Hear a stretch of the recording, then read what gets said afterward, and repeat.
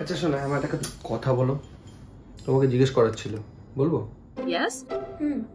বলো। আচ্ছা তুমি বলো, তোমাকে জিজ্ঞেস করি, তুমিই বলো শোনা। সাপোজ আমি যদি কোনো দরকারে বা প্রয়োজনে কারো চুল কেটে দিলাম, তাহলে কি আমি নাপিত হয়ে যাব? সেটা কি হয় তুমি বলো তো? না। আর ধরো কোনো দরকারে বাথরুমে যদি কলে কোনো সমস্যা হলো, আমি সেটা কোনো মতন ঠিক করলাম, তাহলে কি আমি প্লাম্বার হয়ে যাব? সেটা কি হয় বলো তো? আরে বাবা না। তুমি সারাদিন এত কষ্ট করো, সারাদিন এত টেনশন করো, অফিস সামলাও, আমাকে সামলাও, সংসার সামলাও, তো তোমার যদি কখনো তোমার জন্য ইচ্ছে হলো একটু চা বানিয়ে খাওয়ানো, তাহলে কি আমি শেফ হয়ে গেলাম? সেটা কি হয়? আরে বাবা না, কি হয়েছে বলো না। একটা কথা বলি, আমি যদি সাপোজ তোমার কোনো বান্ধবীর সঙ্গে ডেটে যাই, তাহলে কি আমি বয়ফ্রেন্ড হয়ে গেলাম বলো? সেটা কি হয় কখনো?